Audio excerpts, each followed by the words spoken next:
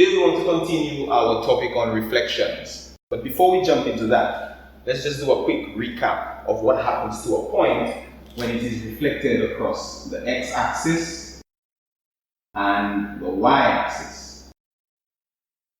For example, let's say we have a point A, which is 2, 3. If we plot our point A on our Cartesian plane, it's 2 on the x and 3 on the y. So that's our point A with its coordinates. And if that point was to be reflected across the x-axis, it would mean that our x-axis is the mirror line. And since that is the case, we would have to count the number of spaces that the point is away from our mirror line. So that would be 1, 2, 3. And then we count in the opposite direction to get our image point, the same number of spaces, 1, 2, 3. So our point A prime, after the point A has been reflected across the x-axis, would be 2, negative 3. And last class we spoke about finding the image of these points using a specific rule for the x-axis. In other words, my point became A prime, which is 2, negative 3. If we're creating a general rule for that, then we would say if a point P, which has coordinates x, y, is reflected across the x-axis, then its image P prime, as we could see, comparing the coordinates, the x value remains the same, but the y value changes its sign. So that would be x, negative y. And remember, the negative in front of the y does not mean that the y becomes negative. It means that the y changes its sign. For instance, what if we had a point B, which was negative 2, negative 4? On our Cartesian plane, negative 2, negative 4 would be negative 2 on the x and negative 4 on the y. So that would be B, negative 2, negative 4. And you might be asking yourself why I keep writing the coordinates. Remember, we always label our points fully on our Cartesian plane. And if we reflect that point across the x-axis, according to the rule, our point B should become B prime, where the x value remains the same, so that's negative 2, and the y value changes its sign, so we should be getting positive 4. We could prove that by using the Cartesian plane and counting our spaces as we did before. So that would be 1, 2, 3, 4 spaces. And if we count upward, again 1, 2, 3, 4, we should realize that our point B prime is actually at negative 2, positive 4. Sorry. Which means that our general rule for reflecting across the x-axis is okay, it satisfies the situation. But what if we wanted to reflect any of these points across the y-axis?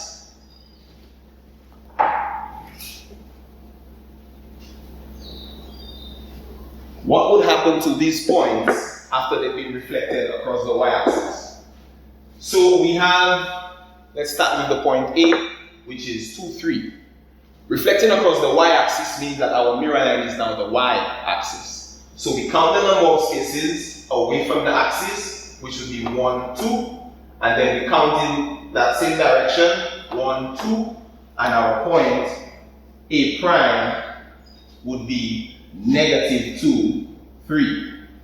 So our point A, which was 2, 3, became A prime, negative 2, 3.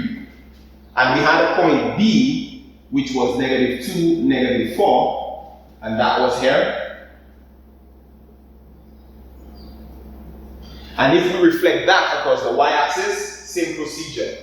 1, 2 spaces to the mirror line, and 1, 2 spaces away from the mirror line. So B prime, you could see, would be 2 on the x, negative 4 on the y. So B prime is 2, negative 4. And our general rule, as we said before, would be if we had a point P, x, y, then that point would become, according to what's happening here, Our point A was 2, 3, and its image is negative 2, 3.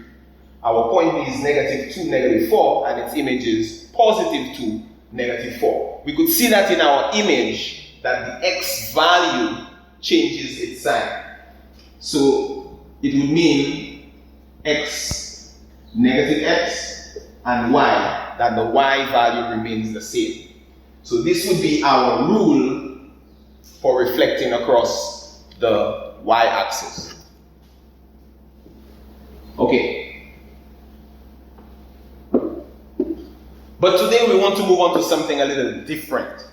We want to look at what happens when we reflect a point across the line x equals a. And not only do we want to be able to do that traditionally, we also want to be able to use GeoGebra to see if the situations are the same. If it is easier, what differences do we recognize and what similarities as well. So we want to be able to identify these lines. We need to understand that the line x equals a falls on the x-axis, as the name says, and a, you know, in mathematics, when we don't know the value of something, we use a letter. So we'll say a in this case. We don't want to say x equals x. So x equals a. That a there means any value. So a could be negative 7, it could be positive 3, it could be negative 20. Okay? So our mirror line x equals a is a line that does not exist as yet, but we need to put that line in. So, let's say for example we have to plot the point A, let's use A again for no specific reason, and A is 4, negative 2. That point would be 4 on the x-axis and 2, negative 2 on the y. And if we had to reflect that point across a line, let's say our mirror line is x equals 1, it would mean that we go to the x-axis and we find the number 1 on the axis. Notice it's not x equals negative 1, it's positive 1. So on our x-axis, it must be at positive 1. So this is our x-axis here, and we have positive 1 at this point. So we would draw our mirror line at the point where x is equal to positive 1. And we would label our line x equals 1. The procedure for reflecting remains the same. This time we have a mirror line we created. When we were using the x-axis and the y-axis, we would count to the mirror line and then count away from the mirror line. The procedure remains the same. So our point A, we would count the number of spaces to our mirror line, that is 3 spaces, and 3 spaces away from it, and we would end up at A prime, which is negative 2, negative 2. So our image of A, which was 4, negative 2, became negative 2, negative 2. Let's look at another point. What if we have the point B that is, let's say, negative 3, 1. Then our point B would be negative 3 on the x and positive 1 on the y. And we have to reflect that across our same mirror line, x equals 1.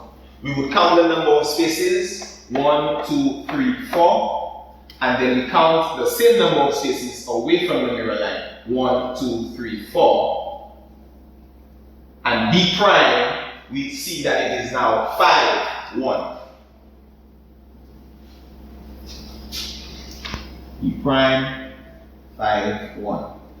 Now a while ago when we were speaking about the general rule for reflecting across the x-axis and the y-axis, we saw that it was really simple. Either the x changes its value for reflecting across the y, well not its value but its sign, or the y changes its sign when we reflect across the x. But in a case like this, it is not simply about changing sign.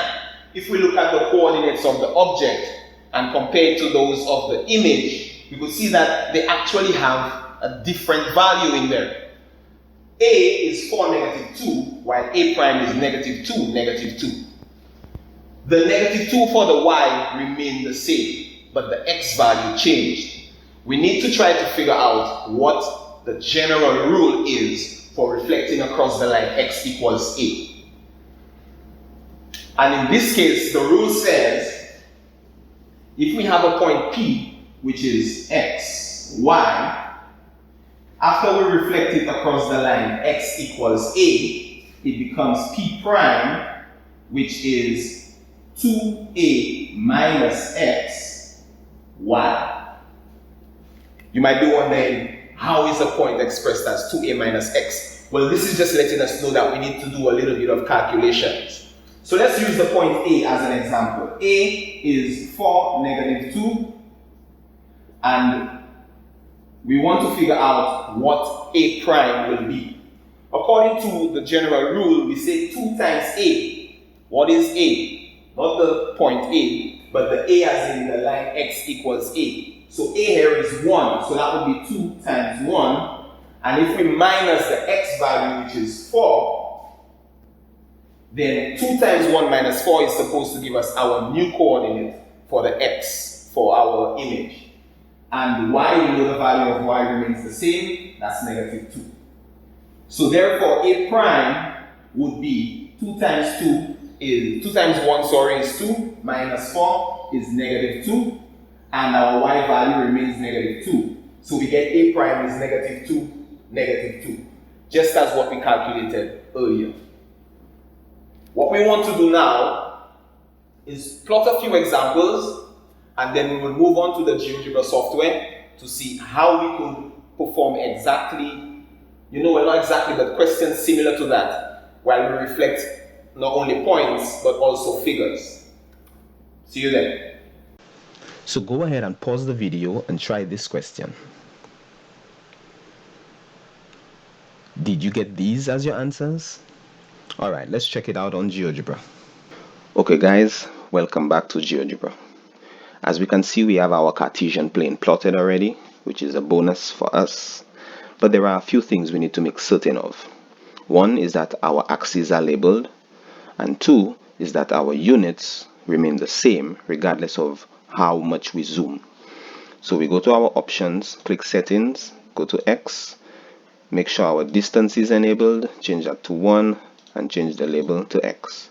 We go to Y, distance enabled, 1, and change our label to Y. Close this and we could see our axes are labeled, and when we zoom in or zoom out, it remains at 1. Let's give ourselves some more space to work with. Based on what we did a while ago, we had 3 points. Let's get them on the screen. The first one was Q, which is 1, -2. And you will realize that I am entering the points exactly how they were given, and they would appear exactly where they are supposed to appear. Our last point R, which is 4, -3. So we have our points at the bottom here. Let us now label our points properly. So we will click on each point, go to our settings, and change it to name and value. Let's do the same for P. Close this and we could see that our points are properly labeled with its name and its coordinates. Now we need to reflect them across the line x equals -2. In order for us to do that, we first need to get the line x equals -2. So we're going to click line, and on our x-axis at -2, which is here, we need to get a line running through that. So we will click somewhere in line with -2 and remain in line with it and click again. You could see that the information says that x is equal to -2. All this information here helps you a lot, because if our line was incorrect, then we would see x equals something else. But since it is at -2, then it is showing us that that is where our line is, that it is correct. So now we need to reflect our points. If we were reflecting each of these points, and you know what, let's just do every point just for practice. We would click our transformation icon, click reflect about the line, choose our point, and then choose our line. There we have Q prime. Now every time we go to our transformation icon, we notice a little window popping up at the bottom here, which is telling us what to do. It's saying select object, then line of reflection. About a point, select object to reflect, then center point. It does this for everyone we choose. So let's continue reflecting our other points. We select R, then we select our mirror line. We get R prime. We select P, then we select our mirror line. We get P prime. Go ahead and pause it and try that. Okay, so what if we wanted to reflect a figure? Let us remove our images and make this triangle, these 3 points into a triangle. Because normally we get questions that tell us to reflect the triangle across whichever line. We know that we've done so many of them before. Let us make this into our triangle. We would click our polygon icon and create our nicely shaded triangle. And if we wanted to reflect this triangle across our mirror line, we choose our transformation icon, we choose reflect about a line, and instead of clicking each point individually, we would select the entire figure by creating a window around it, and then we would click our mirror line. And we could see we have our reflection Q prime, P prime, R prime. All of its coordinates are labeled. We could tell that we reflected properly because the distance from the mirror line to the object, 3 units, is the same as the distance from the mirror line to the image, and we're looking at Q, which is 3 units. P is 4 units away, P prime is 4 units away. R is what? That's 3 and 3, 6 units away, and R prime is 6 units away from the mirror line. The other thing we could do is use our rule for reflecting across the line x equals a to verify that these points are correct. So go ahead and pause the video and try to reflect your figure. Also, try to use your rule to figure it out. And there you have it, guys. Thank you for joining us. Thank you for today's session. See you guys at our next class. Take care.